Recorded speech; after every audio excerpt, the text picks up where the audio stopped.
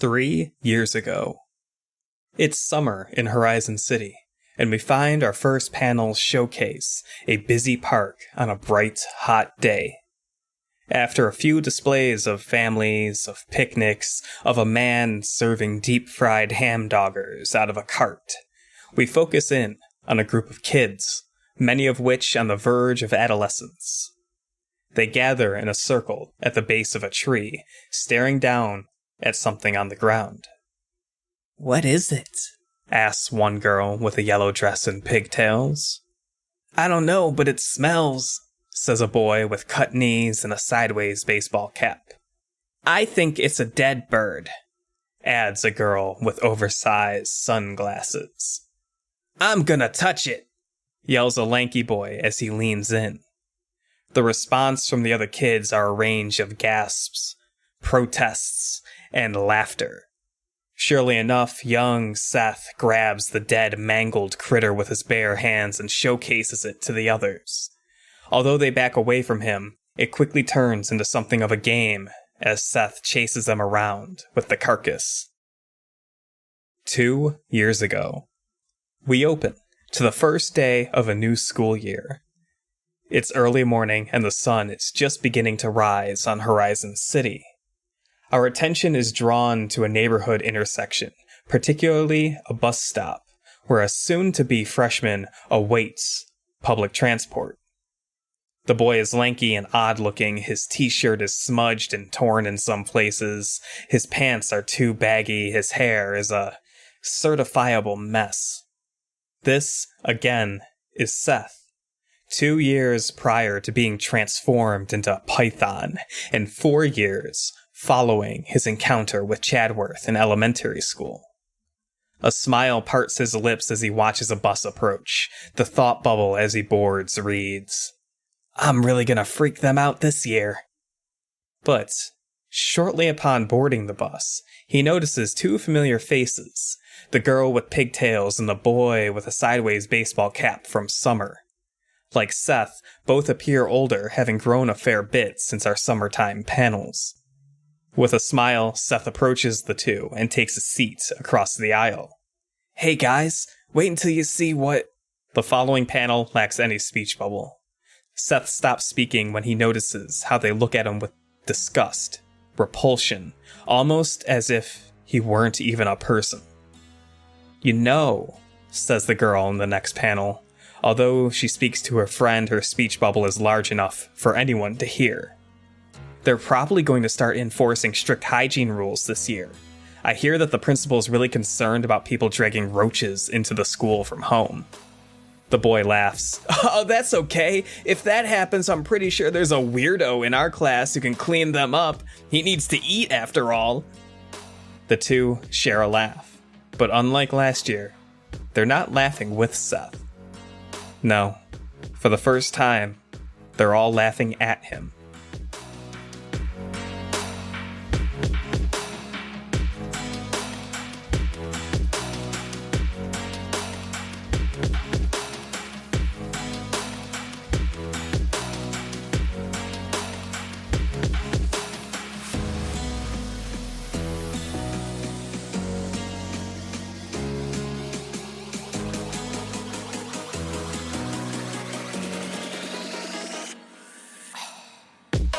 Three, two, one. Sank. Yay. Let's go. Good rhythm. We hype. It's a good 3. My 3? You're 3. It's a great 3. You do 3. 3? 3, Yeah. 2, 1. Yeah. Let's jam. You got a 3. You got a good 3 in there.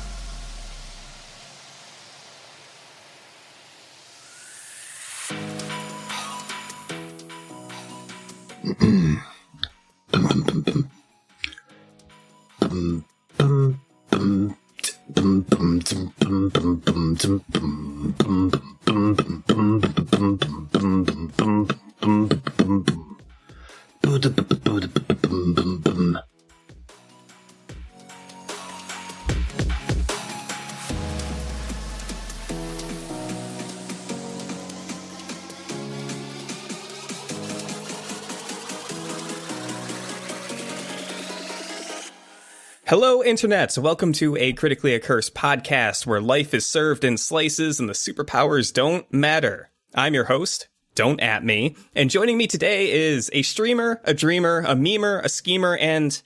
Hi. Seth. Say hi, everyone, except for Seth, because you just did. Hi, everyone, except for Seth, because he just did. Hello. Fuck you, that's my thing. It's never going to get old. Suck it, Alex. Greetings. Alan, I love you. Alan's just here for the game, damn it. He's here for the game and to type in chat. We're going to get to the end of this podcast. It's going to run for like 2.5 years, and people are going to be like, who's that guy that talks really softly occasionally during game? I'm like, oh, The one he's with Alan. the blender running in the background. Ah, it's Alan. Don't make fun of his supercharged laptop. I love it. The laptop powers his house, damn it. It's the poor thing. It powers the city. It powers the city, yeah, the entire city. That's why it's so loud. That's why those laptop fans are so fucking loud. Oh, man. So, great. How's everyone doing this fine Saturday? Living life. I'm awake, that's all I can ask for. Oh, that's a plus. Oh, well, let's not go that far. Okay. It's a net zero. Yeah, I'm awake, I'm doing things, talking to my buds, but also, I'm awake doing things and talking to my buds, so, you know. Yeah, I hear you. I'm in the same boat. Yeah, no, alright, screw those guys. I wish I could leave my house. My day's going pretty good. Yeah? How's the coffee, Matt? It's good. It's almost gone. Perfect. Hey, Matt, how do you take your coffee? I used to do 2 cream, 2 sugar, but now I'm just down to like a light amount of cream and a light amount of sugar. So almost black. Almost. Almost cool enough to drink black coffee. No, I'll never be that cool. It's so difficult. I need the little pick me up. Get better coffee. Like, I don't know what to tell you. I don't know. I have a pitcher of cold brew that I've been working through. That's been pretty good. Cold brew I'll drink with nothing in it. Yeah, I can see that. But this is like a salted caramel cold brew, and that's been pretty good. Sounds delightful. Sounds like cheating. I take my cold brew without the cream, sugar, or coffee. Just the cold. Just the cold.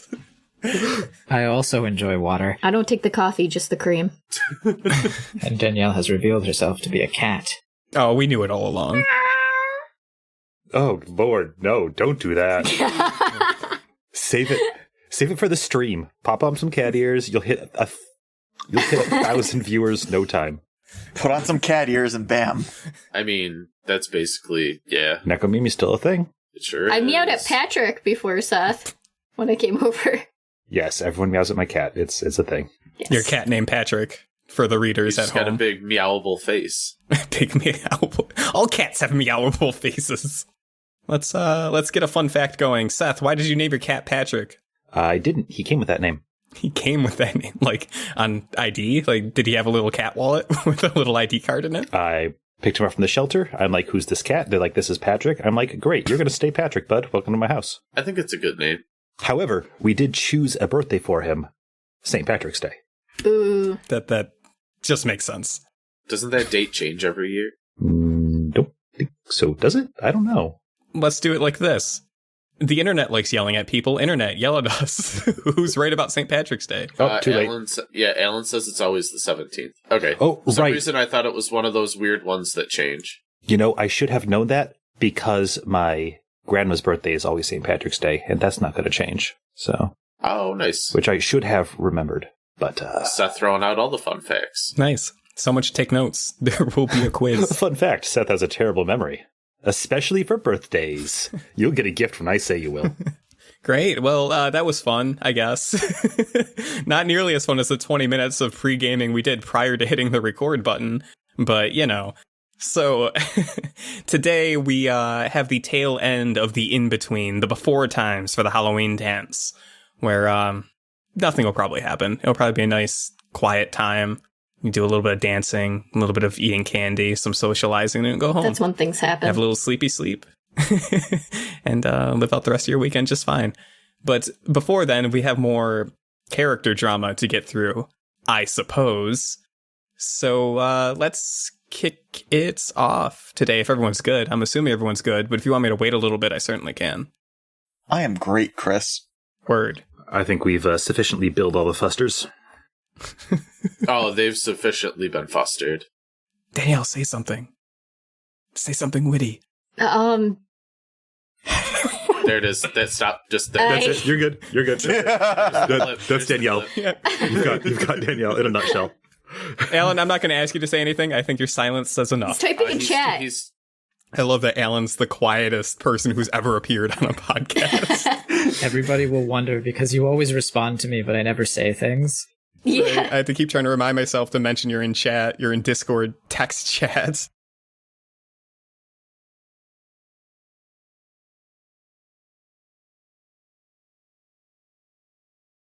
Well, let's open the comic book today.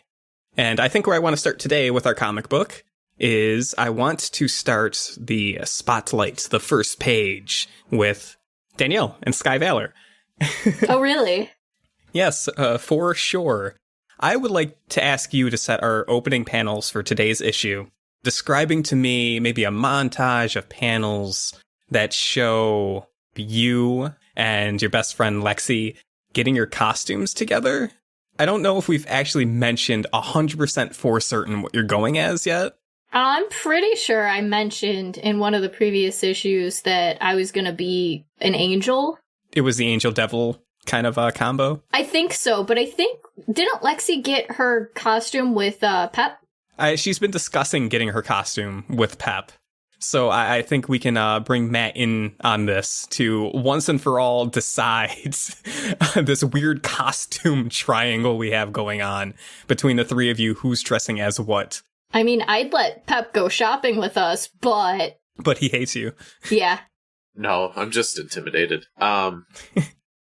He stays in Or the it's back. awkward because she almost got me murdered, but that's fine. I didn't do that! You did that yourself! I helped. I'm just riling you up, it's fine. It worked. Danielle, going back to my original ask of you, please describe to me a montage of panels showing you and Lexi putting together your costumes, whether it's costume shopping, arts and crafts, a fashion montage. Get creative. Okay. And also, is Pep there? Because it's fine if Pep's just, like, being dragged in the background and forced to carry, like, bags. I mean, I figured we'd ask him, because that'd be a good, like, opportunity. But I didn't expect him to say yes, because, like, he hates me. Oh, he probably does show up in, like, Maddie's surprise, but he's really just avoiding his friend. That's super legit. So then, Danielle, you can describe the series of panels, but Matt, feel free to add in wherever you see fit. I just see him being, like, as far away from me while still being there as possible. Yeah, like, he's in the back carrying the bags and stuff. I'd probably start out with... They'd probably check out Future Spirit. Just to, like... Future spirit. Yeah. It's like, they're taking over even bigger buildings. So I don't know that, like, the first costume they'd see they'd be super happy with. I know that Sky definitely wants to have, like, the halo actually levitate. A panel of them just, like, running along Future Spirit, trying to find their couple of costumes that they wanted, and realizing that we could probably do better. But still, like, there's a lot of, like, decorations and stuff, so I think, like, the picture of the panel would probably be, like, all of them, like, running through all the decorations and just having more fun shopping than actually looking for it. Oh, so it's a shopping montage of panels. Partially, yeah. Just, like, goofing around. Okay. Cool, I like that. So why don't you give me maybe a one specific, like, scene that we see of you guys just, like, goofing around shopping at the Future Spirit store. The spirit of futures past. Oh, okay. So in Future Spirit, Pep comes forward, I think. Now, obviously, Matt can give his take on it, but I think it'd be funny if, like, Pep walked up and then Maddie and Lexi took, like the decorations and, like, hid behind one of the displays and popped out and tried to scare him. Yeah, that'll make him like you more, I'm sure. It's her idea. That's perfect. That's perfect, because Pep is for sure the type that jumps easy to jump scares. Lexi's just like, hey, let's scare him. And she's like, yeah, let's do it. So we see that. Matt, would you like to describe a single panel of this montage goofing around at the spirit store? Yeah, Pep gets a text message saying to meet them at the spirit store. He walks in, texts like, "Where are you guys?" They tell him like a section like adjacent to where they are, and then they jump out from like where all the decorations are, wearing like masks and stuff like that, and just scare the living shit out of Pep. Yup. There we go. Like there could be a panel where like he's got some of the bags and he like throws them. Like Yeah. There's just stuff flying in the air, yeah. I love that. So I think after that, getting some ideas and stuff, let's just go right to the tech part. Since this is the future, we're gonna make it cool. So her Halo wanted to actually levitate. So I gotta go to like the store, like a tech store, try to make something interactive for Lexi too. I was thinking something with fire, but something that's not too flammable. Right. Maybe like I was on the same page. Maybe like some sort of like hologram of like fire that's projected over like maybe her tail or the horns. Yeah, or something. exactly. That's great.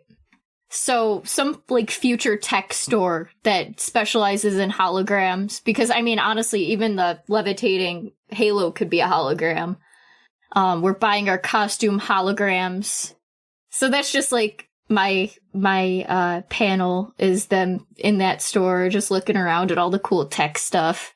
I like the idea that the costumes are kind of like more like technologically savvy than like what we probably think they are. Like it's not the Grim Reaper costume's probably not like a like just a gray cloth or like a gray or black cloth with like a mesh thing over it so you can't see the face.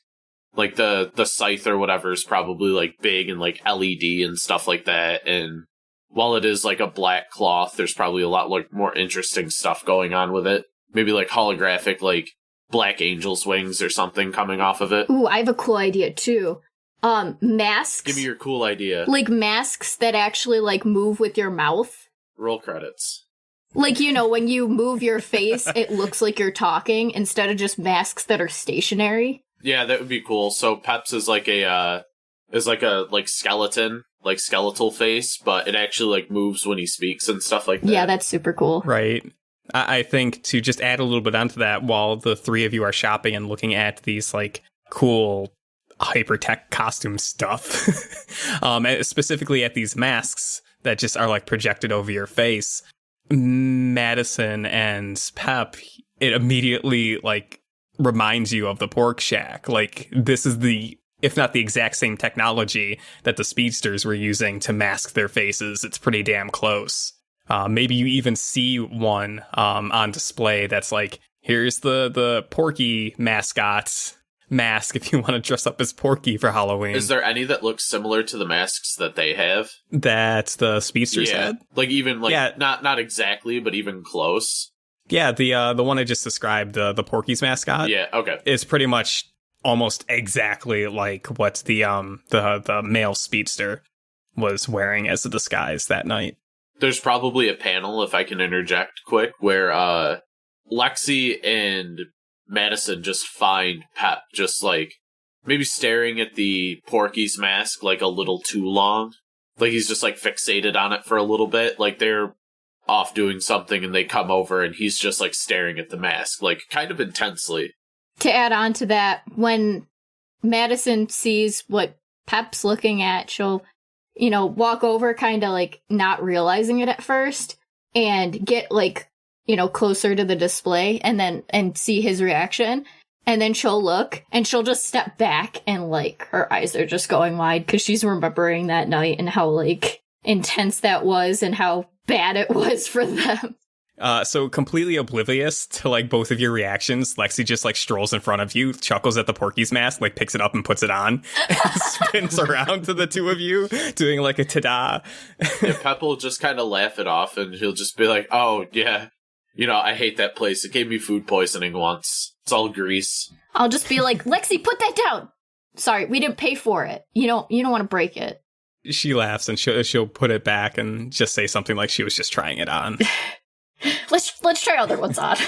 Sure. And I'm assuming the three of you will carry on your merry way with your grand shopping adventure. Your very awkward and grand shopping adventure. I like the last panel of that. Lexi, like, putting it back on the display, and it, like, kind of, like, flickers a bit, like, over Pep's shoulder as they walk away. Ooh. Yeah, 100%. Or it's actually Pep and Madison are walking side by side. You can see the mask over both of their shoulder, and it, like, flickers out a little bit as it, like, resets on the display. Yeah, absolutely. I like it. And as we flip the page from that panel, we jump ahead a little bit, and we find ourselves back at the Valor Manor, with Sky Valor just returning home from the grand shopping adventure, having said goodbye to both Lexi and Pep some time ago. You're getting back home with the pieces of the costume that you've purchased and any other things that you bought while you were out. I think where we really focus in on is when you come into the house from the kitchen, there's speech bubbles. Speech bubbles, but they're in italic. And it's obvious that who's ever in the kitchen is like listening to a stream of something. Sky Valor, you immediately recognize Andromeda's voice as you catch like the tail end of whatever's being listened to. And Andromeda says, "These were all great questions. As you know, Sky Valor is still a young hero. She's still a teenager, and she still has a lot to learn, especially about heroics in the modern age. We all remember the Valor's legacy and how he was once a very prominent hero here in Horizon City. And it's my hope that by mentoring Sky Valor, we can keep that legacy alive, keep the Valor name strong in Horizon City, and make sure that the city is always safe, and that we protect it up to pristine and heroic standards. Every hero falters once in a while, the events at the Pork Shack being one of those moments, but I have faith that Sky Valor will bounce back, recover, and become stronger because of it. Now, I'm out of time, so I should be running. A hero's work is never done." And then it like segues into the reporter like saying, "Oh, that was Andromeda. Give it up for Andromeda, everyone. We'll thank her greatly for saving the city. Yada yada yada. Stay tuned. We have discussions of the laser disc tournaments coming up next, right after a word from our sponsors." I'll go in there if I wasn't already. Yeah, I mean, it's coming from the kitchen, so you can meander a bit. And if while listening, you just see what's going on, you'll see your mother, Michelle, sitting at the kitchen table, actually sitting in that same little like breakfast nook that you had that conversation with your grandfather. And she's just listening to this like news stream from the kitchen speakers, so while looking out the window and drinking from a steaming cup of something. Yeah, so I'll just walk in and I'll be like, "Hey Mom, I'm back from shopping with Lexi." Yeah, she looks over at you and gives you this like kind of soft smile and says, "Did you have a good time?" Yeah, it was pretty cool actually. We went to that tech store to find some cool upgrades to her costumes. Lexi brought Pep. I mean, he was better with me today, I guess. She nods, but looks just like a little confused. Like maybe she wasn't privy to some of the stuff that's going on in your life because you two haven't really talked in a little bit. You're still doing the angel and devil costume idea with Lexi? Yeah, I think it's a cool idea. Did you get everything for your costume? I think so. Yeah, we had to go a few places, but I found one I liked. Do you want to have a seat and show me? She just kind of gestures across the table from her. Yeah, I'd like that. And a panel of me just showing her what I got. Sure.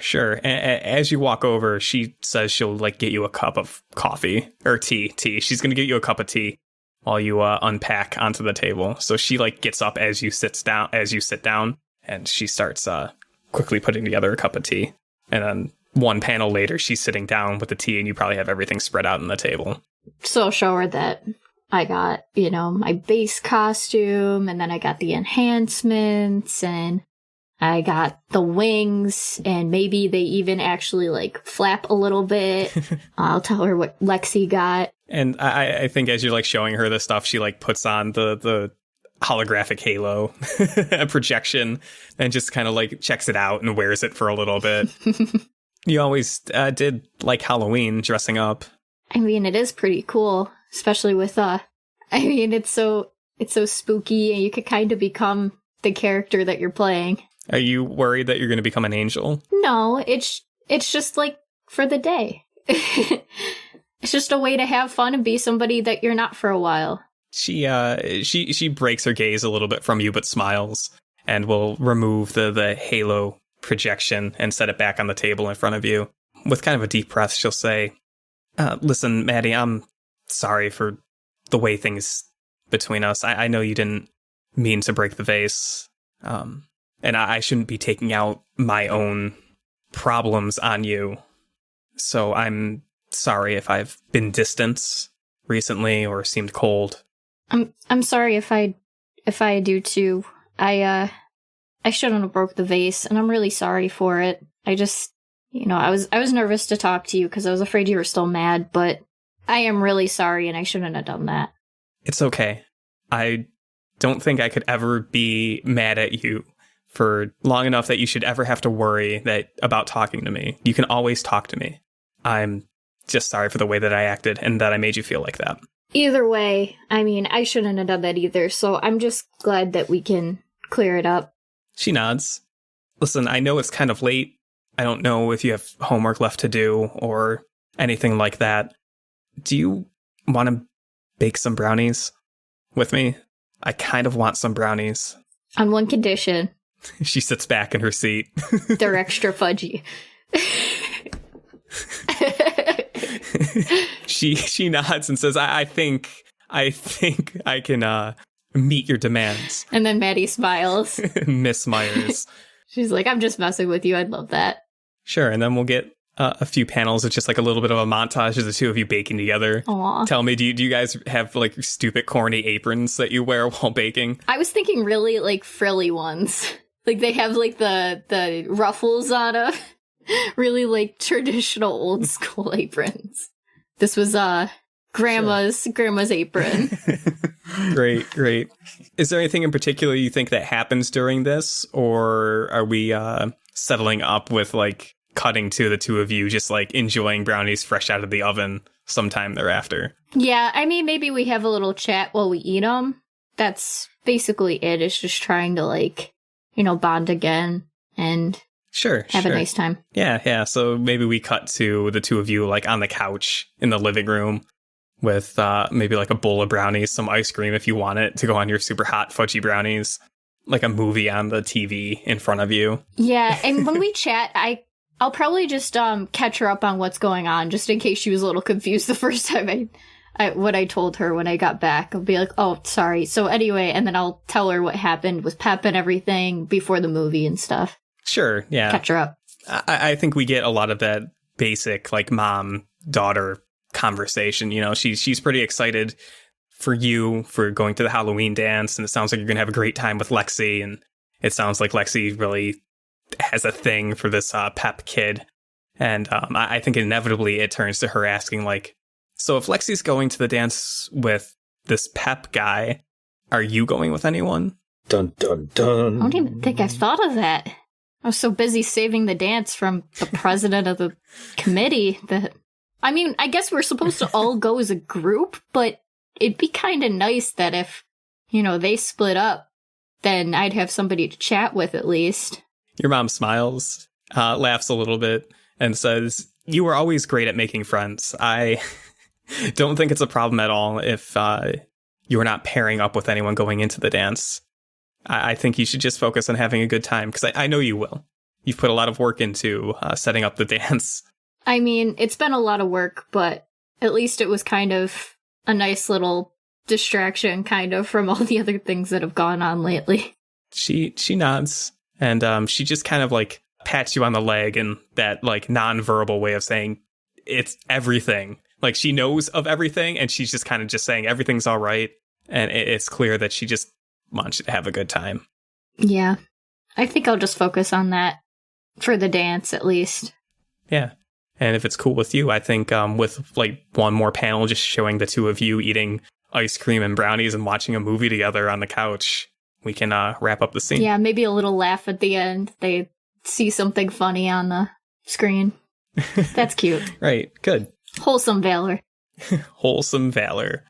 So what I'm going to switch to next is we're going to do another little bit of a montage, panel description, transition thing. And if it's okay with Matt, I think you mentioned at some point that maybe you want to sneak a letter to Sky Valor. Do you want to describe that series of events a little bit as we transition to a scene of your own? I need 3 panels, sir. Gotcha. Yep. So I need 1 panel of Pep sitting on his bed, writing out a letter, like a note. Because, I mean, I still imagine in the future they have papers and pens and stuff like that. I don't think we'll ever really go away from all that. Then the next panel is just Pep showing up to school really early. And then the third panel is just him slipping a note in Sky Valor's locker. Because I imagine that everyone knows which locker's Madison Myers. Oh, yeah. So yeah, just right up through the slots, and it's got we'll frame the panel like as the notes like going in. There's just like recharges like plus sign on it. Yeah. Okay, cool. And we'll figure out what it says on that note when it becomes relevant. Mm-hmm. I think that transitions well to the following scene where you also mentioned that you want to have a little bit of a chit chat with janitor Jim. Same day. Yeah, same day. Same day. Set up the scene. So yeah, the scene transitions from Pep slipping the note into Madison's locker, and then there's probably a transitional shot of him walking away from it. Again, locker kind of like over the shoulder as he's walking down the hallway. Hood pulled up, and he makes his way to the secret base that he definitely has not been in since the blowout. So yeah, I'm hoping to catch him in the basement. Yeah, and I think that's what happens. Like you go down to get to where the secret base is in the basement, and just as you kind of get to the secret base and maybe linger for a moment, like from down the hall, an actual janitor's closet opens up, and the good old janitor Jim comes out in his like gray jumpsuit with one of those mop buckets. There's definitely a reaction from Pep, like another like jump scare. Like he gets scared but strikes like a fighting pose. So it's like a really bad like mock or like old kung fu movie pose where he's like, huh.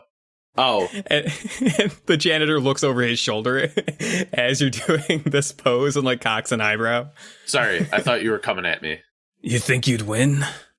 Pep will like look the janitor up and down and just goes, I think I could take you, old man. Certainly full of yourself for someone who got his ass kicked. He starts rolling over towards you. Pep will like thumb his nose and say, it's not like you've never had your ass kicked, I'm sure. Yeah, that's true. Every hero gets their ass kicked once in a while. As a reminder, Pep's arm is still in a sling. Yeah, he glances down at the arm in the sling, glances back up at you. How'd you play that one off with the normies? I got mugged in an alley. I work as a delivery boy. So I've hid my bike for a little bit. Said they took my bike, the delivery money, and then they don't know, nobody knows about the stab wounds, but I said they worked me over pretty good. Parents must be worried. Yeah, my dad wants me to quit the job, but he's not in town right now. The janitor just like does a singular nod. Pep will nod back. And he glances over at the door to the secret hideout, the secret base, and then glances back at you. So what the hell are you doing down here? Ready to take this seriously? Yeah, I mean, came to find you. Well, I guess they're not going to miss me if I take a few more minutes to mop up the hall on the 3rd floor. And nobody's puked on it yet, so... Well, someone's puked somewhere. There's always puke somewhere. Do you ever just find, like, a hidden cache of puke? Like somebody puked in a corner but didn't tell anybody? He, like, rolls the mop bucket to the side and leans up against the wall, like his back against the wall, and crosses his arms and slowly shakes his head and says, "We don't discuss the secret puke stashes. Kids, some people think they know horror. I assure you they do not." That's amazing. But yeah, they're, when he says that, Pep's just like wide-eyed, like, it's the most terrifying thing he's heard. So what do you need to see me for? You got questions? I don't know. I thought this was going to be like one of those things where like I come down here, you kick my ass, and then, you know, I'm a better superhero, basically. During the school day, I'll get fired. Yeah, you probably can't beat up kids too much, can you? Not too much, no. I mean, like we can like set up a training montage or something like that. Probably between now and the big dance. Obviously, I don't think it's going to take, you know, one singular training montage, but I guess this is me just trying to say, like, I'd rather not die out there, especially since they're hunting kids. Reese and Yeah, I guess myself. that's what happens when young people like you don't take this seriously. I never Tell me. didn't take it seriously. I guess I just didn't take it serious enough. Not serious enough. What are you willing to risk to save this city? Yourself? Greg? Your brother? How far down does it go, Pep? My brother idolizes Recharge, which is weird. I didn't start doing this for that. I started doing this, and out of a weird coincidence, he started, that was his favorite superhero. And I really just want to be the hero he thinks I am. We don't have much, so I just want this city to be better, and I think I can make that happen. Then let me ask you this. Are you trying to save this city because you care about the city? Or are you trying to save this city so that your brother looks at you better? Both. I love this city. The city's done more than enough for me and my family. But it can be both. It cannot be both. You are either dedicated to saving the city, or you want to have a normal life. You want to have a brother. You want to have friends. There's no room for both, because both is what gives you liabilities, what gets people hurt. Tell me, Pep, do you want to be the Mask? Or do you want to be James Pepper? Right now, I have to be the Mask. If you have to be the Mask, then you can't be James Pepper. A divided hero is a dead hero. I haven't told anybody this, but one of them already knows who I am and where I live. And I have to be the Mask, because I have to bring him down. I have to protect my family. You seem to take him a little bit by surprise. Like, he wasn't expecting that. It seems like he seems to know a fair bit about you already, but he didn't seem to know that. I probably took a picture of it. Sure. Because it was like smudged in like charcoal or something, or like Ash. Yeah, ash, yeah. So yeah, I'll bring up a picture of the smudging that was in the garage. He looks at it, then his gaze settles on you again. Then it looks like you're backed into a corner. You're right, you have to be the Mask. Just know that being the Mask means that you can't keep being a kid. I can help you get serious. I can help you become the hero. There's not any turning back, though. Pep will just kind of like stare at him, like, again, eyes like very tense, or intense, sorry. Eyes very intense. And he'll just say, I'm going to do what I have to do. He nods. He kicks off from the wall, grabs his little rolly mop bucket. In that dramatic framing where he's like moving to pass by you, he stops at your side and talks to you without looking at you. To be the Mask, you're going to need to be comfortable distancing yourself from your brother. And your friend, Greg, he's not a friend, he's an asset. I'm putting together a team. After this Halloween dance, we'll talk more. And he leaves. Then yeah, I guess the last panel that we can see that is like the door shutting, and Pep, we'll do the like comic book panel where like Pep still got the hood up and he's like looking down, but like you can't see like all of his face.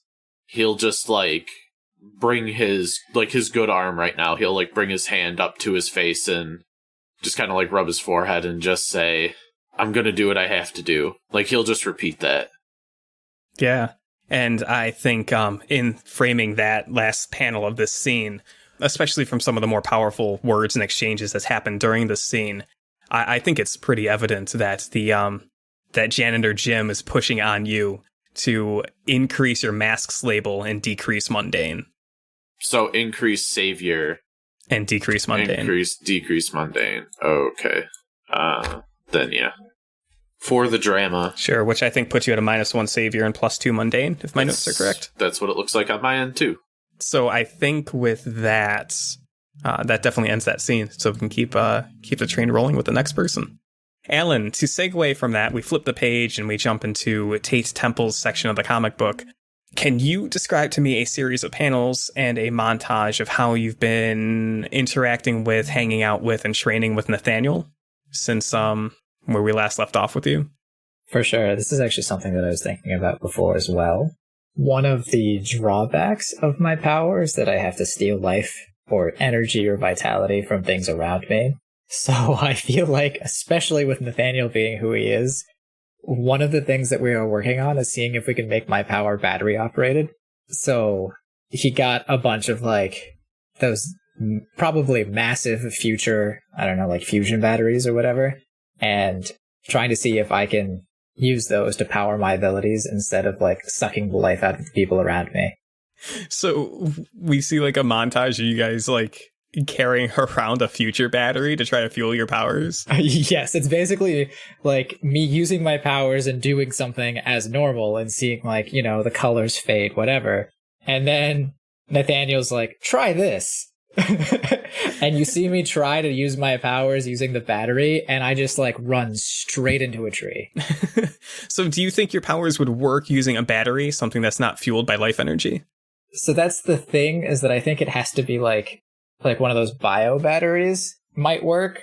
So I think it's a montage because it almost feels like product placement, but it's going to be all of these different brand name future batteries until we find the one that's yes, this one works. Sure. It can be kind of framed like a commercial even, where the futuristic made up brand names are purely really in frame when they're being used. And it's very obvious when he hands them over, and you see from the first panel to the last one my face getting covered more and more with bandages, because I have faith that it will work, and so I go at it full force, and every time I just slam into a tree.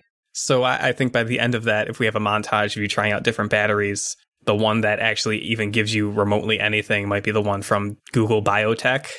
That makes sense. That uses primarily biological fuel sources, I suppose.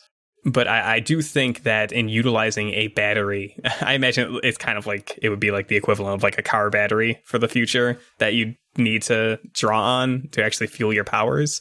But it's probably nothing compared to using your powers organically. Oh, absolutely not. It's basically so that if I'm ever in a bad situation, I'll still be able to do something. Sure. It's it'll be my backup. Right. That makes sense. Put it in a pocket or a little fanny pack or something. I will be cornered one day and they'll be yes, you have no way to draw your power. And I'll just pull out the battery and be I got this.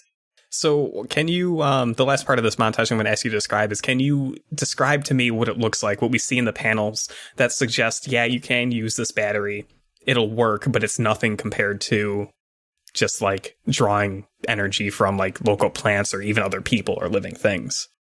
So I want to draw attention to the colors. Like before, anytime I draw on my powers, the world starts getting dark around me, the colors fade, and you just don't see that with any of the other batteries. And when I draw deeply, obviously things almost go black and white, which we've only done once or twice so far. So when we finally figure out the Google Biotech battery that actually works, you'll see the colors sort of change, but they're not actually going to fade in the same way that they normally do. So it's effective, but it's not quite right. I like it. So a little bit of success in finding an emergency power source. And I think maybe we even get 1 or 2 panels. I imagine these might not be a lot of dialogue or just poignant dialogue that just cuts to the chase and says, well, that one didn't work or something like that. I think it's really going to be Nathaniel just laughing in the background as I just get more and more bandages on my face. Yeah, that sounds legit. And maybe one of the last 2 panels after you settled on the Google Biotech battery pack, that Nathaniel just mentions that, well, this seems to work, and it's given him some ideas. He could probably fabricate a spiritual battery that uses remnants of living spiritual energy. I mean, that would be pretty cool. that means that you're drawing on the essence of the souls of the dead. So he's not like, he just states this as facts and flatly, but like he watches your reaction to see if you're cool with that or not. I mean, on the one hand, like, that's just sort of seems like a fun tagline. Like, yes, my powers are fueled by dead people. But also that seems really dangerous. Like, what happens if they get mad? Yeah, he's, I mean, that's fair. And I think his response would be like, well, they're dead. What are they going to do to you? I don't know. That's the problem. Eat your soul from the insides, or haunt you, or try to take possession of your body. Curses are probably a big one. These don't sound like good things. This is a very niche. Well, there's only one way to find out. I mean, I'm gonna try it, but like, you'd better be on hand to help me if like things go wrong. Oh, mate, we're in this together. Of course I'm on hand. Okay, It's not like I have anywhere else to go. I live at your house for free. fair. That's just what our house is nowadays. I think after that, we get just like one panel of the two of you walking off into the sunset or something. Yeah, and I'd like it to cut, because I remember, like you said, this is going to be a little bit about prepping for the Halloween dance. And now I have an idea for like a costume. I think I would want a costume that's actually powered by the batteries, so that it's an easy way to have the batteries on hand in case something happens. So yeah, we have that scene of us walking off into the sunset and then immediately like me buying some stuff from a store. I had like 2 ideas for how this is going to work, or 2 ideas for a costume, but I think the one that I want to go with is the night sky. Like, we've talked a little bit about future clothes and how like they can show stuff on them or like move tears and so forth around. The future jeans. Exactly. So this is going to be somewhat in line with that, where it's going to be like full cover clothing, but it's going to be a complete projection of the night sky. Tate for Halloween is dressing up as the knight. Yes, he is. I am the knight. There's the hero name you can just reserve. The knight. I am the I knight. mean, like from medieval times? No, like the sky. Look at all the stars. Yeah, that's fine. I think that's totally doable within the very nebulous futuristic lore we've set up. Is there like a hood with that too? Yeah, it's a hood that has a veil that comes over my face. So like when you start the smart clothing, like turn it on essentially, it becomes clear for me so I can see without any problems. But other people won't be able to see my face. Nice. So looking at your face at that point, it's just like looking into the void. Love it. Great. So I think from that, we cut ahead to even just later that day to Tate's temple and Nathaniel returning home. Mostly just like a shot of the house and the two of you walking into it, and then cut ahead a little bit to Tate going to his bedroom, maybe to unload some of the stuff he bought today. That sounds reasonable. The 2 of us would come up there. And you open the door and you find Mary in your bathrobe, like sitting or laying on your bed, on her stomach, kicking her feet in the air on a phone. And I shut the door and I'm like, nope. And from behind you, Nate says, "What was that? A spider? I know how you hate spiders." I give him a look. He laughs. Now I'm just awkwardly standing outside of my room because I don't have anywhere else to go. You hear some, like a kind of a chuckle and then a sigh and some shuffling around in your bedroom while Nate's just like looking at you. He's like, "Do you want me to take care of it?" Could you? Because that'd be amazing. He shrugs. He says, "Yeah, I can kill a spider." You'll see Tate's eyes widen at that. And like he steps around you and goes to open the door just as the door opens. And like Mary's on the other side and she just threw on like a pair of your pajama bottoms and a baggy shirt. And Nathaniel's kind of a taller guy and he just like looks down at her and she looks up at him and he says, "Sorry, mate, I think this is your problem. I'm gonna go get food downstairs. Have fun." And he just like pats you on the shoulder and leaves. And she peeks out into the hall and looks at you. She says, "I know a lot of people who would react much differently to finding me on their bed. Yeah, but you also know me. You're kind of a weird one." You're not wrong. "Did you go shopping?" Yes, I did. She kind of slyly smiles and says, "You weren't thinking of maybe going to the Halloween dance, were you?" You'll see Tate get like sweat all over his face and like pull at his clothes, even though they're very comfortable. Just be like, who knows? She like laughs out loud and says, I think I do now. You are terrible at lying. And she just like waves at you to like come in and show her what you bought. It's got to be a surprise. I don't want anybody to steal my costume. She rolls her eyes. Fine. Well, I just got word that some of the people that I know or knew are showing up to the Halloween dance too. So I kind of want to make an appearance. Hey, what are you going to go as? I'm not sure yet. What do you think I should go as? Spider, say spider. Study Wednesday Adams. I was going to say, like, what about red and blue spandex?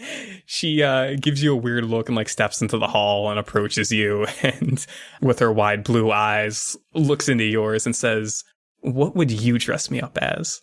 God.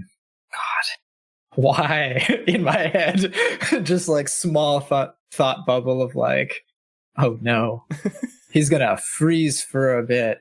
And he's like, how do you feel about some of those, like, the tech outfits? Because I just had a fun idea. She kind of shrugs and says, it doesn't sound as exciting as some of the things that I was thinking, but I'm willing to hear you out.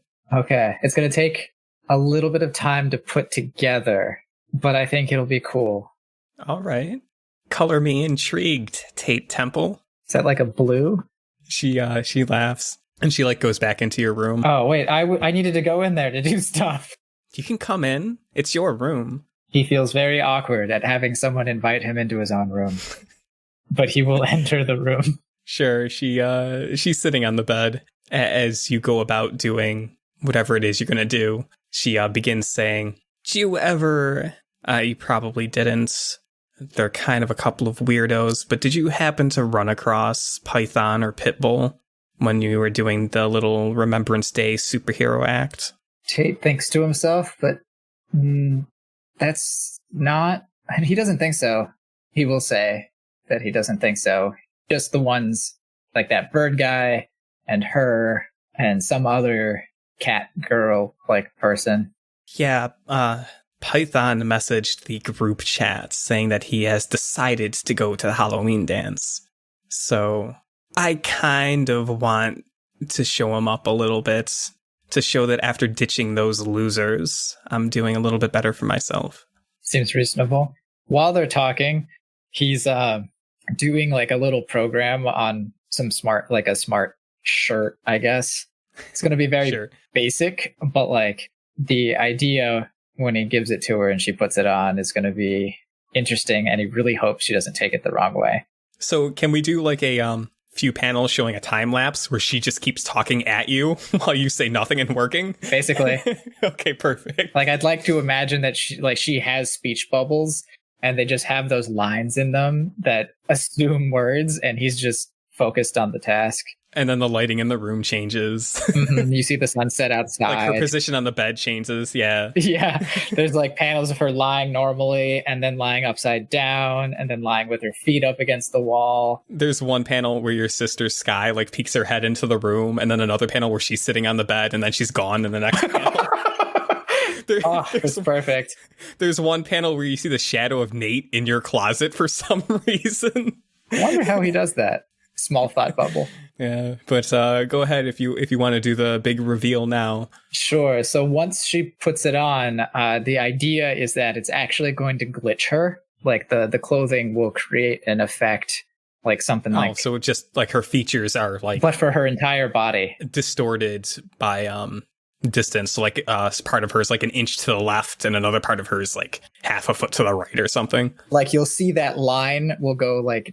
a horizontal line go down her body like over and over again, and every time it goes down, like she'll just keep sort of glitching out in that way. So it's not the same pattern each time. It'll be kind of random. Right. But especially from a distance, it'll be hard to make out anything about her because her entire silhouette is always going to be broken up. Sure, and it probably looks really trippy when she moves. Yeah, I think she throws this on, and like I can imagine that almost being like headache inducing if she starts like waving around her arms or something. Oh, for sure. I mean, like it's a slow, like I didn't make it do like a super fast kind of glitch. It'll just be tricky because it looks, she's going to have a lot of good proprioception. Otherwise she's going to think her body's not where it is. Sure, sure. So it's like she waves around her arms a little bit and like looks over herself and then goes to take a step and like she fumbles and falls to the ground because she's just all disoriented. I mean, yeah. That's exactly what's gonna happen. I figured she's a spider. She should be good at this. And from the ground, there's a speech bubble that comes up that's just saying, A for efforts, but I don't know how practical this is. I thought it was cool. I thought it would be a great idea. Smaller speech bubble of her just kind of muttering it is pretty cool. And then bigger speech bubble that says, I can hardly walk. I'll help her up. Feel like it'll just take some practice. And like we'll put her in the hallway and have her walk up and down the hallway and like so I'll tell her like roughly she knows where her body is. And so she just can't get distracted by what she sees. As you help her into the hall, she kind of mutters, well, worst case, I guess you just have to be my chaperone then, huh? Can't get too far away from me. Oh, man. Thank you for the costume. And she kisses you on the cheek and then stumbles down the hall. You'll see Tate's face go red, but also like speech or like a thought bubble about like Todd is not going to be happy about this. And from off panel, there's a sound bubble that's just like crash. A speech bubble that's her just going, I'm okay, I think. If that's good, that feels like a good ending point. That feels like a great ending with that. Perfect. Yes. I love the individual themes going on with all of your individual characters. It's such a trip to cycle through them in a single session like this. I'm really excited to see what everybody else comes up with, too. Tate Temple's scene was fun. Let's suck the fun right out of this game and switch over to Seraph. We flip the page from Tate's portion of the comic book and jump over to Seraph's. For the montage, the panels, I would like to ask you to build for me, to describe to me, is you mentioned something about at least establishing Seraph working on some just-in-case costume idea or something like that? Yeah, I wanted to go as Future Grimace from McDougal Futures. Something. Yeah, McKings. They merged in the future. Oh, good. Yes, McKings, naturally. I want to go as Future Grimace. Can you tell me what it looks like him getting the costume together? And please tell me the final result, unless you want to save it for the dance itself. No, because he's got to try that on. Like, it's just got to be this giant felted purple shape. It's not even like egg shaped. He's not good at sewing, but Lord knows nobody sells costumes of this. At least I hope not. No faith in the future if they do. I don't think so. Don't. You could probably pre-order it somehow. Oof. But Oof. No. Design on demand. 3D print it. Get on Etsy or something. I don't know. 3D printed. There you go. Nah. Just like this giant felted purple blob of fabric. And I could see a scene of him looking at it in like the family room being like, how hard could it be? And then there's like him just like wearing a giant sheet of fabric like a ghost with eye holes in it. Like, no. I need something. Him building this giant like chicken wire like cage and putting it around himself and being like, oh, this sucks. Him eventually just like fucking around with like foam padding and like you just see like a zoom in on his face and just sweat beading across it. Like, nope. Until eventually, you know, he actually says screw it and tracks down his mom to ask for help. Sure. Great. Yeah, let's get more of your shitty parents into this comic. Great. Oh. If you track her down with like the pieces of the costume that you've worked on already and just like ask for her help, it takes her a moment like looking at you to just register what you're trying to do. Even if you tell her I'm putting together a costume, it just doesn't click right away before she nods and says something like, oh, yes, of course, putting on a costume for Halloween. Right. Yes. As your mother, I would be happy to help you make a Halloween costume. Yeah. What else would I be making a costume for, Mom? She blinks a couple of times and starts frantically like gathering scissors and stuff from kitchen cupboards. Cut to the two of you in the living room, piecing together the costume. Yeah. I imagine like little blurbs here and there, her explaining, no, you have to cut more fabric than you need. It has to overlap. You know, basic like sewing 101 bullshit. What do you mean you're trying to do this by hand? We have a sewing machine kind of things. It's automated. You can program it. It is like 3D printing a costume. Yes. Sure. So it's like the two of you in the living room going over the stuff. And then she's like, what are we doing? We can 3D print a costume with the sewing machine we have in the basement. Cut to a panel of the two of you gathered around that. And the end results being... Yeah, this giant egg-shaped piece of reinforced felted fabric, climbing through the bottom. Think, you remember the To Kill a Mockingbird film? There's a scene where a scout is going as a ham, and the ham outfit is totally unwieldy. She has to climb into the bottom of it. She doesn't have arms like that, but, little nubbin arms. Because Grimace doesn't have fingers. He just has flippers.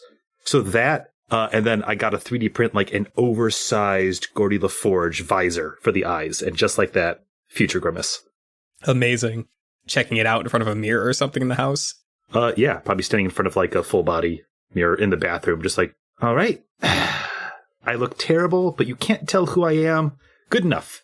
And in the background of that panel, we see your mom in the doorway, watching you check yourself out in the mirror. So weird does that sound out of context? Phrasing. Yeah. And a speech bubble from her just says, okay, turn around. Let me get some pictures. It's not Halloween yet. We can wait on the pictures. No, we can do it now. You already have it on. I mean, that's no, it's made it. Right. We should do this. It's efficient, right? For the album, right? And she just starts snapping pictures with her. I guess her smart contacts can probably do it. So she just blinks at you a couple of times, wink wonks at you a few times, and with a single clap of her hand, she just mutters "perfect" and then leaves. Okay, thanks, Mom. How do I get out of this? You don't. This is you now. The montage panels probably end with that.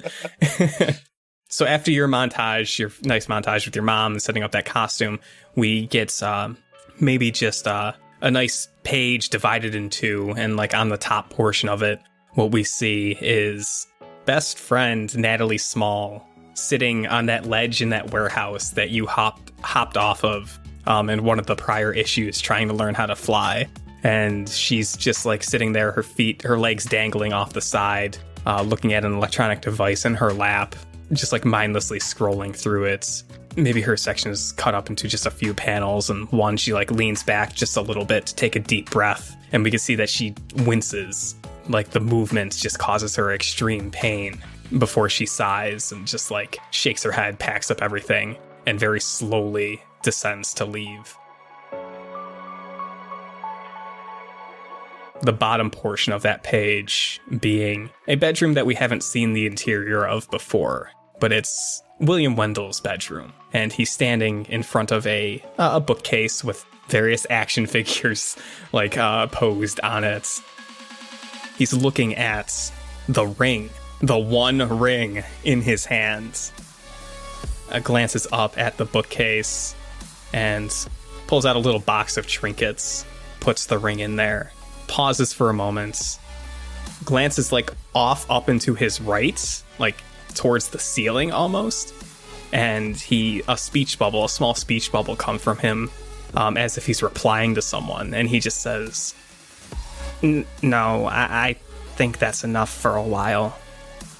And he puts the box with Mr. Miracle's ring in it, behind some action figures on the bookshelf. And then we flip the page. Seraph has a text and or a phone call to make to someone very important, allegedly. Yeah, he's just got that text pending, waiting to send to Madison Myers, saying, we need to talk, preferably in person. It's about Mr. Miracle. Delete that. It's important. Delete that. Send as is. Danielle, at some point before the Halloween dance, probably towards the end of the week, maybe Thursday, maybe the day after the shopping trip and the stuff with your mom, who knows? It doesn't need to be decided. You get a text message from, obviously you guys exchange numbers somehow. Does it show up as Seraph or Scott? I never gave the name Seraph. So Scott? Oh yeah, wait, did you? Yeah, Scott then. Yeah, always introduce myself as Scott. Well then 100% Scott. Great, you get a message from Scott. She'll respond. She'll be like, okay, when? Oh, that was fast. Do I wait? Is it 5 seconds? Nah, fuck it, it's important. Sooner the better. That would be cool. Okay, where? Just sitting on this bed, just, all right, doing all the heavy lifting. You're the one that contacted me. Probably back. School? Question mark. Outback? Question mark. Sounds sketchy, but okay. be right there. Or I can meet you at your house, ? Back of the school is fine. That's what I thought. And I'll run downstairs and be like, hey, I'm going to borrow the car. No one says anything to you. Okay, thanks. Mom, I'm going out. She tells you to be safe and have fun, sweetie. Aw. Cool. She also asks if you want to take any of the leftover brownies as like a snack. Yeah, sure. Pack that up in some future Tupperware and I'll bring it back. Yeah, perfect. Great. You get sent off with a little doggy bag of brownies. Neat. Seth, since this is your scene, do you want to set the stage at the school? Yeah, no, I imagine it's later in the day. Sun's probably not down just yet. It is almost Halloween, so a good frost in the air, with Seraph out behind the school at the track, just sitting on the bleachers waiting to see Madison. And Sky Valor swoops down from the heavens. Yeah. Oh, you flew. Of course you flew. You want to walk and talk? I don't like sitting still. Sure. You want a brownie? Yes. Thank you. Of course. My mom made them with me. Oh, that's really nice. She starts chewing. So what's up? That's really nice. And they're very fudgy. Yeah, starting to walk around the track together. I imagine there's like a real contrast between the two. Scott just completely bundled head to toe in this big, totally covering clothing, and Sky Valor wearing... I was actually gonna think sweats. Yeah, she's going comfy. It's later in the day. She was already getting ready to go into her pajamas, and she's like, oh, okay, well, I guess I'll leave. Maybe not much contrast after all. Maybe two folks out in comfort clothing. It's kind of nice, actually. Yeah, it's different. Yeah, walking around the track being people. Scott will say, so, I didn't know who else to talk to about this, and I hate saying it like this, but with you and your family and all that, I feel like you're kind of the only person I can talk to about this. But before I talk to you about it, I need you to promise that, like, nothing bad's gonna happen as a result of me talking to you about the thing. Which I now realize is silly because, you know, if I don't tell you what it is, you can't make that promise, but I'd still like you to anyway, if that makes sense. I mean... Yeah, no, that's fair. I think I'll try. Great. So, I know what happened to Mr. Miracle's powers. I know who has his magic ring, and I need you to make sure they stay safe. Oh my gosh. I have so many questions. I don't know where to start. I can try and answer them. I don't have a ton of answers. But, like, how? Do you think you can... How what? How did you find them? No, so, you know my buddy William? Maybe you've seen him around school. Short, kind of pudgy. Oh, nice yeah. kid, though. Yeah, I think I've seen him once or twice. Yeah. He was on a walk or something and found the magic ring and put it on. Ta-da! Entire story, done. Yep. Just found it? Like, where? Do you know? Well, I mean, either he found it or it magically found him. Like, who's to say how these things happen? What is fate? What is reality? Nothing is real. This is literally, like, I was supposed to find the ring. Like, cool, I guess, found. Yeah, so I need him, to be safe. And last time he put it on, he was not safe. And it's not his fault. He doesn't know how these things work. I don't know if it has to charge up or something like that, but man, he went crashing out of the sky. It was really scary. And I just need that not to happen again. Wait, crashing out of the sky like he was trying to fly? Well, he was flying for a while, and then I think it ran out of charge or something. Kind of dropped my friend, but that's a whole thing. We don't need to get into that. Jeez. Yeah, It's okay, I caught her. Wow. I think maybe we shouldn't use the ring. Right. No, of course. Okay. I know that we're both in high school, but you have a position of authority. Like, if you could talk to him, we could go over to his house and you could say how you need the ring or have to take it from him or something like that. He's a nice guy. He should not be burdened with superpowers, you know? But he wants them? Of course he wants them. He's a big comic book nerd. Every comic book nerd wants superpowers. Gotcha. So basically, when you're saying, like, protect him, you just mean, like, try and get the ring back? But, like, you know, in a nice way. Like, you are, I mean, like, I'm only ever going to call you Maddie because you're my classmate, Christ. But you're also Sky Valor. If you walk in there and say, hey, this isn't safe, we need to keep this for safekeeping, this is Mr. Miracles, something like that. Hell, bring in, I don't know, any other superhero your family knows. Bring your dad with you. Okay. He shouldn't have it. Not because he doesn't deserve it, but because he's gonna get hurt. And I can't have more friends getting hurt. That's reasonable. Do you know where he is now? Probably his house. You have his number? Oh, yeah, sure. I blink it over. Do you want to go with me, or you want me to just do it, like, on my own? It might be a bad idea if I go with you. Okay. That's fair. So, I'm assuming that's something that's like an ASAP thing, probably. I mean, preferably sooner rather than later. Like, to it, I'll be in the area if you need me. It's just, it's kind of a weird time, when he fell out of the sky and I didn't catch him. I see. Yeah, so I'll do the meeting thing. I'll talk to him, and then, I'll meet back up with you and let you know what's going on. Yeah, great. Keep me in the loop. Here's another brownie, and I'm gonna go fly away then. Okay. Unless there's something else you wanted to talk about, but like you said, like, might be ASAP. It's not important. Okay, well, I mean, I'll talk to you later, so give you the scoop on what goes on with that, the urgent thing that I'm going to attend to now.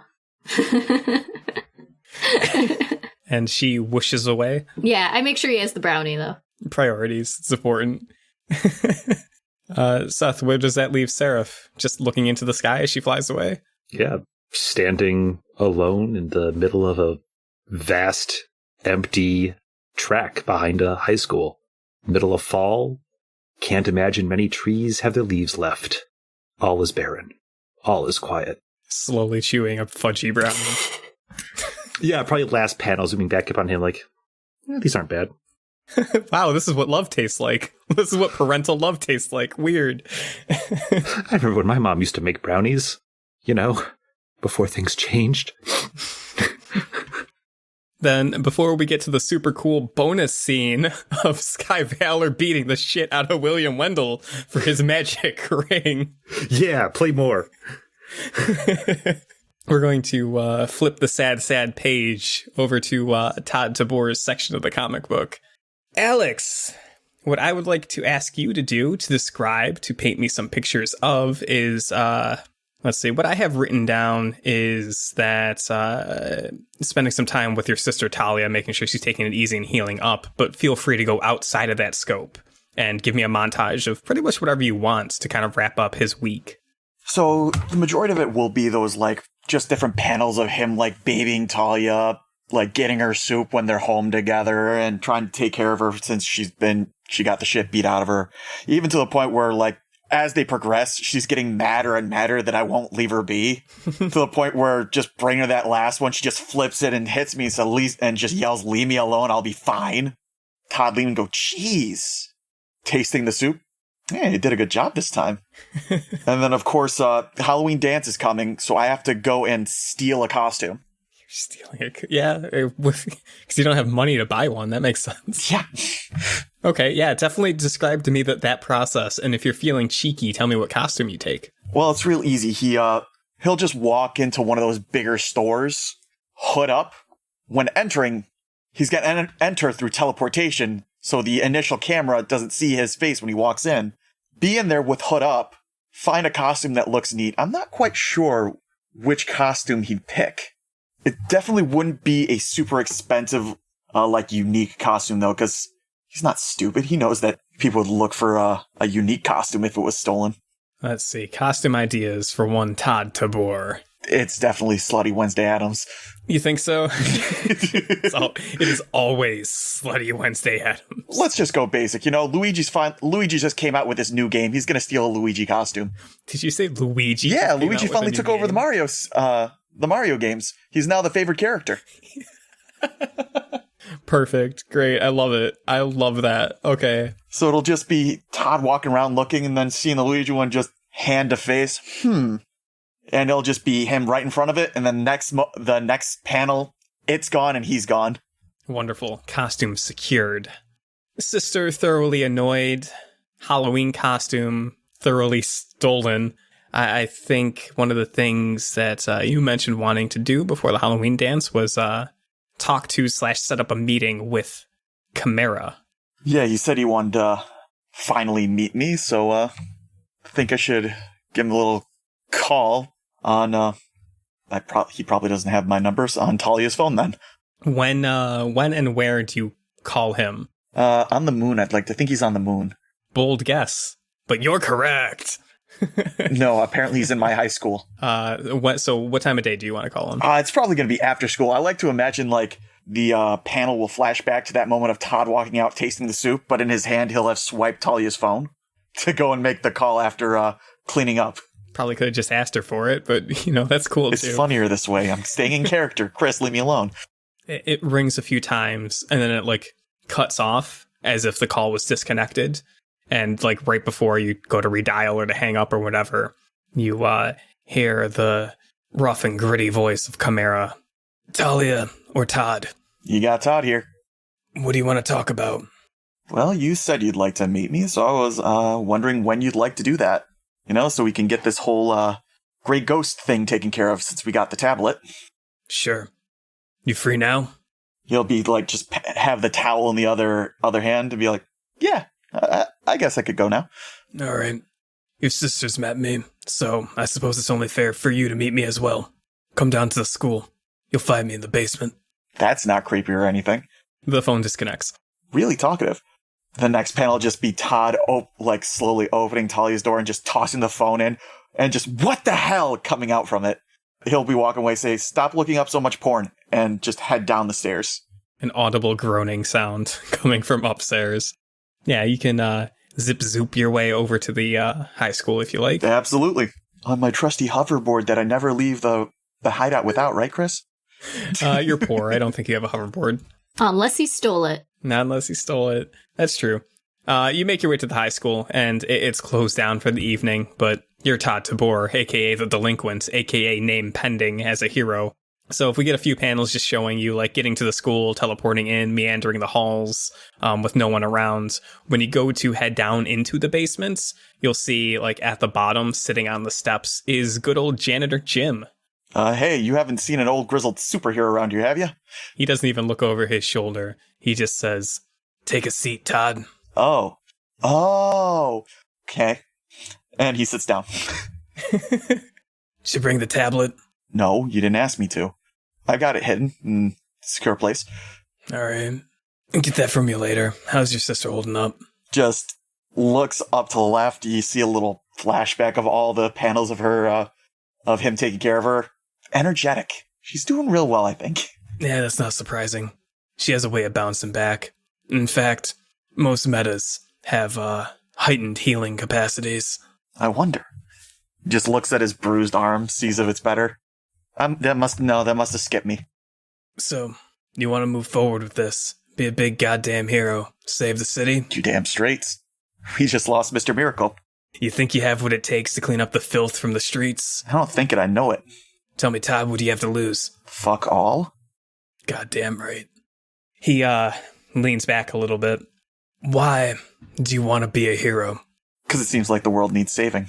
Look at all the bad shit that keeps on happening. The heroes we got nowadays aren't doing a good enough job. Fuck, here's the thing, kid. There's always going to be bad stuff happening. World could be full of heroes. Evil ain't going anywhere. Why do you want to step into the role? Because I think I can do a better job than the heroes we got now. Bold talk from a kid. I'm sure I can back it up. Yeah, we're going to see, one way or another. But I guess what I'm really asking is what lit the spark? Every hero has an origin. What's yours? Well, then I'd have to say probably when my grandfather was killed. During the last big invasion, from whatever extra-dimensional force it was, my grandfather was one of the ones that didn't get saved. And I knew if I had my powers back then, I could have saved him. Here's the thing. You can't save everyone. People are going to die no matter how good you do. Are you okay with that? I'm going to try my best to save more people than the others, though. I've already got one under my belt, and I'm only 14. He shrugs a little bit. He says, all right, I believe you. Call me crazy, but I believe you. Your sister said pretty much the same damn thing. You have the makings of someone who could be a good hero. Tragic origins, nothing to lose, nothing holding you back. Last question. Is this a cause you're willing to die for? So I'm guessing it's one of those moments where there's like that panel of thought in between where Todd's just like looking down, thinking. And then you get that little like shadow behind him where his face is a little shadowy. You see the eyes, but the smirk on his face just is lit up. Damn straight it is. We're gonna put you to the test then. I anticipate getting something of a team put together. You, your sister, maybe a couple others. We'll see if we can't clean up the city. Todd's just gonna kind of look down and be like, thinking about Tate and be like, sigh. I got another prospect for you. The kid you were heroing with Yeah, when you saved the girl? he's reliable at the very least, and his powers are pretty strong. Here's the deal. You put him on my radar. I'm looking into him. Yeah. But, for now, just gonna be you, your sister.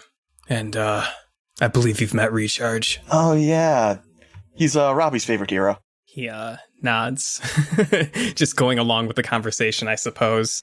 Maybe that'll be enough for now. We'll see. We'll see. So is this about Mr. Miracle's death? I don't give a shit about Mr. Miracle. I mean, that makes two of us, but I'm just wondering what your end goal here is. Sounds like it's the same as yours. Cleaning up the city. A lot of bad eggs roaming around. A lot of filth that needs to be thrown in the trash. Big league heroes ain't gonna do it. Petty crime, organized crime.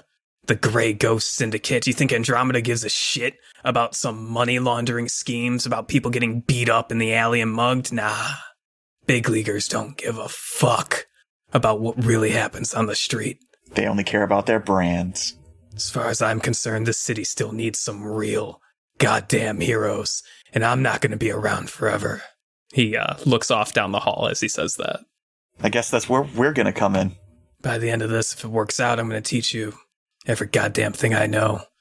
Every trick and tool of the trade. Speaking of tools, when do I get my own cool costume hoodie thing that Talia has? When you earn it. I mean, I saved a life already. I got the big damn crime files. Well, we can talk costume. Think about it. If you like the hoodie look, I can maybe do something. I definitely will think on it. A hero's costume is important. It's not just some spandex and underwear that you frolic through the streets with. A hero's costume inspires fear from criminals. Lets them know that they overstepped. Lets them know that they're not at the top of this city, that there's something here to fear that preys upon them. Ah, the symbol of fear. So think about what your symbol is. Think about what you want to be called, what you want to hear trembling in the voices of the criminals that you're locking away. What you want to be known for. That's something I'm gonna have to think on. I haven't thought about a name. You give it some thought. He stands up. We'll touch base. Maybe next week. We'll see how the weekend goes. I'm sure nothing will go bad. It's just a Halloween dance. What could possibly go wrong? They're never just Halloween dances. Yes, sir. Jeez. Todd's just doing the, hands up. As he leaves, he says, keep taking care of your sister, and we'll be in touch. Don't lose the big crime files. Whatever you do, don't lose them. Promise. I got him hidden away safe. And he walks up the stairs and disappears into the school. Now he's got me second guessing myself. I need to go check on those files. Todd'll say after he's gone. That's like a thought bubble we see. Yeah. That's like the last panel of the scene. Great. Let's see. A couple of questions that popped up in the Discord while I was doing that scene.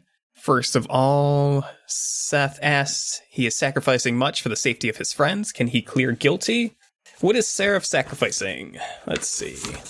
Certainly my mental well-being. Constantly putting myself second. My friendships themselves. Putting distance between myself and these people. There goes my social life. Kind of, those are the big things. Him stepping back from all of this is kind of a sacrifice. I agree. The distance you've placed between your friends and all that for allegedly their own good. Very comic booky, but also fitting, I think, to clear the guilty condition. So you can certainly erase that off your sheet. Yeah, maybe it's your conversation with Sky Valor. Maybe it's just the brownie, but I guess Seraph at the end of today's scene feels a little less guilty. Or that he corrected past mistakes or something like that. Or at the very least, he's going to prevent future ones. Yes, at the very least. So then with all that said and done, since we have been recording for 2.5 hours, this is a good place to begin the ending process where I ask everyone to tell me the last panel of the comic book as it pertains to their characters. I'm going to just go in the order that I ran session in today. So we flip the page from Todd Tabor's last scene, and we get maybe one page with a panel or 2 or 3 each of our characters for today's issue, today's session. Sky Valor, what do we see in your last panel or panels of our comic book? Since I didn't get to mention it before, I'll probably just text Seraph and Scott and tell them to meet me outside William's house. I'm setting up. I'll tell him to do that, and then I'm just gonna fly home. There's panels of me flying home, panels of me bursting through the door, kind of. Just maybe telling my mom, where are Dad and Grandpa? I need to talk to them immediately. And while she responds, if at all, in that rush, I don't know if she'd be taken aback and be like, I don't. But she's gonna run upstairs and get together her costume. Great. Scrolling down the page a little bit, Matt with Pep. What's the last thing we see from you this comic book? This one's pretty easy. It's gonna be pretty soon after the talk with the janitor Jim. Pep is just going to turn around, punch in the code for the secret base. He's going to walk in, and sitting on the bench, the place is cleaned up. It looks like Greg's probably spent a lot of time cleaning up all the fast food containers and cans of soda and stuff like that. The video games are all put away. The controllers are put up nicely. And just sitting on the workbench is a brand new, sleeker helmet for Recharge with a costume that is, that no longer has holes. It looks like Greg probably fixed it up or even just made a new costume. Pep's going to go over, pick up the helmet, kind of stare into it. We'll get the shot of the helmet with Pep's face reflected into it. And he's going to sigh and go, this is it. This is what I need to be. Awesome. Scrolling down the page to a series of panels revolving around Tate. Alan, tell me some things to close out your part of the comic. So I think you're going to see Tate in his room alone. It's nighttime. And he's going to put on the costume that he made for the dance. And once he activates it, you'll see him basically turned it. His silhouette is going to disappear, and you're just going to see a series of stars slowly, floating in the room. And there's going to be, he's standing in front of his mirror. So that's where you see it. You don't see him directly. You see him in the mirror. And there's just going to be a speech bubble to be I think this will work. Very nice. Down a little bit further, we get to Seraph's last panels. Yeah, I think the pickup with him riding in the car home from the high school. In his point of view, looking out the front, car's driving itself, and he's pulled up a chat window to, oh no, what's her fucking name? One of these days I'll learn the NPC names. Natalie, your friend? Thank you.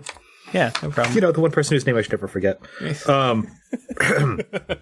Yeah, he's got just a chat window pulled up with Natalie, and he's just sitting there, and he'll, have a quick finger wiggle, and he'll write out, hey, in the little text box. And there'll be another panel of him sitting with his family around the dinner table. Hey is still there. He hasn't sent it yet. Another one of him, brushing his teeth for the night. Hey is still there. He hasn't sent it yet. The last one is him finally taking off the giant oversized clothing, lying in bed, wings sort of fanning out around him. And just... okay. Pushing send. Great. And... last but not least, Todd Tabor. What are we riding out of the comic with? It'll be a Todd messing with Talia again, saying orders are orders, just helping her out more. Her being frustrated at him. and then it ending with him going back in his room and moving the guitar aside to see if the iPad is still there. Alex, is it? Hold on. You'll hear the roll. It's very dramatic. Odds or evens? Are you asking me? I am. Always go odd? Lucky me, the iPad's still there. Okay. I honestly don't know what bullshit I would have made up if it was missing, but I was willing to try.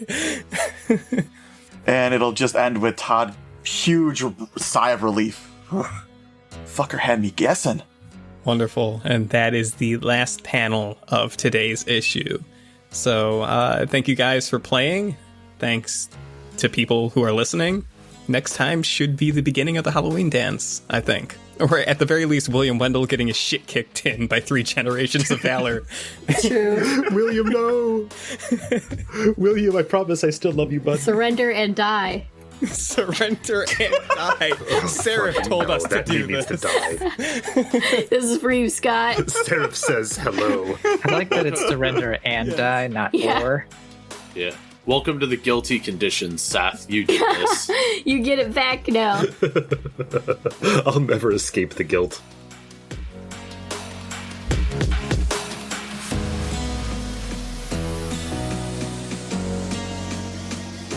Hello, entire internet. This is Chris, otherwise known as Critically Accursed, coming in at the end of the issue to say thank you for listening and joining us in our fancy little game of masks.